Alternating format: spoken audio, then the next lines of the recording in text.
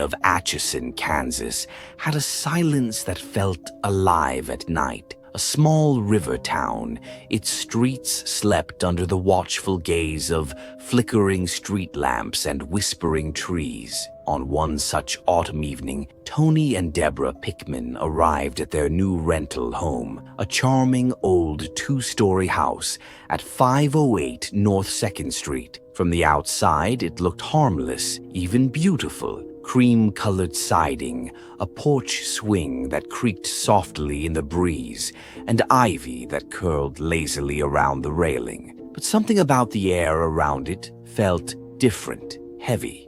"Looks older than in the pictures," Deborah murmured, stepping out of the car. Tony forced a grin. "Old houses have character. You wanted vintage. This is it inside." The wooden floors groaned as if greeting them reluctantly. The air smelled faintly of dust, lavender, and something metallic. The realtor had mentioned the house's long history, but never elaborated. They spent the next few hours unpacking, laughing, arguing playfully over where to put furniture. Everything felt normal until Tony noticed the nursery. It was on the 2nd floor, a small, oddly cold room painted pale pink. There was an old wallpaper border of cartoon animals running along the top of the walls. A single wooden shelf hung crookedly, as though something heavy had once been yanked from it. When he reached out to touch the wall, his hand felt a cold spot, an unnatural chill that made his skin tighten. "Deborah," he called softly, "come feel this." She placed her hand beside his, frowning. "It's freezing. Maybe there's a draft." But there were no windows open, no vents blowing air. That night, after setting up their bed, they fell asleep, exhausted. Around 2:30 a.m., Deborah stirred to the sound of faint scratching, like a small animal clawing the wall. "Tony," she whispered, nudging him. "Do you hear that?" He half woke, groggy. "Probably a raccoon or something. Go back to sleep." But the sound persisted, soft, rhythmic. Scratch, scratch, scratch. When she turned toward the nursery across the hall, she thought she saw something. A shadow, low to the floor, moving past the open door. The next morning, she found one of the nursery toys, a small stuffed bear, lying in the hallway. She was sure she had packed all of them in a sealed box. "Maybe you left one out," Tony said over breakfast, but she hadn't. That night, Deborah decided to set up a baby monitor in the nursery, not because they had a child yet, but to record whatever was causing the noises. The monitor crackled softly with static. Around midnight, as Tony scrolled through the TV channels, the monitor picked up something strange, a child's giggle, high-pitched, playful, but distorted by static. Deborah froze. "Did you hear that?" Tony turned toward the monitor. "It's probably interference. These things pick up radio signals." But then, clear as day, the voice returned. "Mommy." The word echoed faintly through the monitor, followed by a low hum. Then silence. They stared at each other, speechless. Tony got up, flashlight in hand, and climbed the stairs. The nursery door creaked open. The room was still, empty. But as he turned to leave, he saw something that made his stomach twist.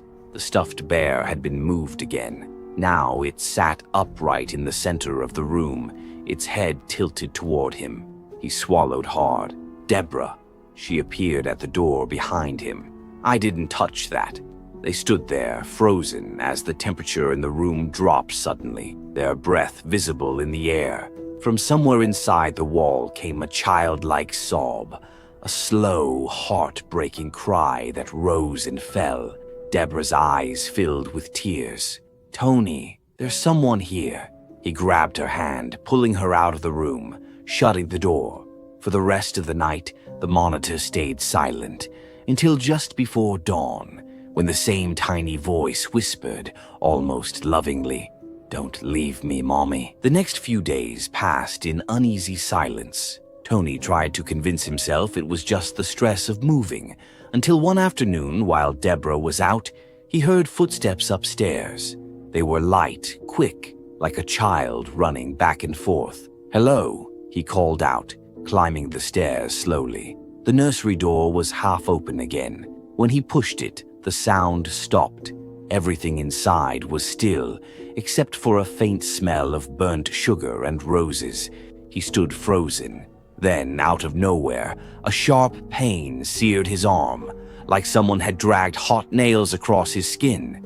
He looked down to see 3 deep red scratches, fresh and bleeding. His breath caught. What the hell? That night, Deborah dabbed antiseptic on the marks, whispering, "You must have scraped against a nail or something." But Tony knew better. He could still feel the tiny fingers that had done it.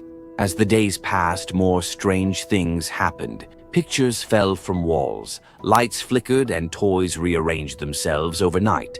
Deborah started talking to the unseen presence. "I think she's just lonely," she told Tony. "She's a child, Tony, not evil." He wasn't so sure. One evening, Deborah placed a small doll in the nursery as a peace offering. She whispered, "This is for you, Sallie." Tony frowned. "Who's Sallie?"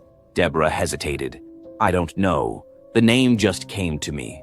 That night, the baby monitor came alive again. Amid the static, a child's voice giggled softly, then whispered, "Thank you, Mommy." And for the first time, Tony saw her, a small girl in a white dress, standing at the foot of their bed, her face blurred by shadow, and her eyes glinting like dark glass. Tony woke that night drenched in sweat. The air was thick, heavy, as if someone was standing right above him. He turned toward Deborah, asleep beside him, and froze. A child's handprint was forming on her arm, slowly pressing into her skin, though no one was there. He shot upright. "Deborah! Wake up!" she gasped as the mark deepened into red welts. The room temperature plummeted. From the corner came a low growl, too deep to belong to a child. Tony grabbed his flashlight and shone it toward the sound. The beam caught the shape of a small girl, her head tilted unnaturally, her mouth twisted in a silent scream, and then she vanished. The next morning, Tony's scratches had reopened. The doctor said they looked like burns from inside the skin. Deborah begged him to leave. "She's not just lonely, Tony. She's angry." But Tony shook his head. "If we leave, she'll follow." That night, the house seemed to breathe, floorboards groaning, lights pulsing like a heartbeat. And in the dark, a whisper came from inches away. "Daddy, don't make me hurt you." Terrified and desperate, Tony and Deborah contacted a local psychic team. The investigators arrived with cameras, recorders, and electromagnetic sensors. As soon as they entered the nursery, every device spiked violently. One camera shut off by itself, another captured a flickering image, a little girl's silhouette standing behind Tony. The psychic, trembling, whispered, "Her name is Sallie. She died here during surgery. She's trapped, confused, and in pain." Suddenly, Tony cried out. Deep claw marks appeared across his chest in front of everyone. Deborah screamed. The psychic gasped. "She thinks he's the doctor who hurt her." Every light in the house flickered wildly. The team fled, leaving their equipment behind. That night, Tony sat alone in the dark, hearing her soft weeping echo through the halls. "It hurt, Daddy. Why did you let me die?" The house felt alive, breathing, pulsing with cold dread. Tony hadn't slept in days. Every time he closed his eyes, he saw her, Sallie, the little girl in the white dress, her face twisted between innocence and rage. That final night, the air turned thick with the scent of burning flesh. Deborah screamed as pictures flew off the walls, and the nursery door slammed shut on its own. Tony ran upstairs, shouting, "Sallie, stop!" For a brief moment, silence. Then the lights exploded, showering sparks. In the flash, Sallie appeared, her small hands dripping blood, her eyes black as night. "You hurt me," she whispered. "Now I hurt you." Tony collapsed as his chest burned, invisible hands pressing against his heart. Deborah dragged him out of the house, both of them sobbing as they fled into the street. They never went back. Even today, visitors claim to hear a child crying softly, whispering through the empty halls of 508 North 2nd Street. "Mommy, Daddy, come play with me." After the Pickmans fled, the Sallie House became infamous across Kansas. Paranormal investigators, psychics, and television crews all tried to uncover the truth. Yet every visitor reported the same chilling presence, a small girl's spirit filled with confusion and pain.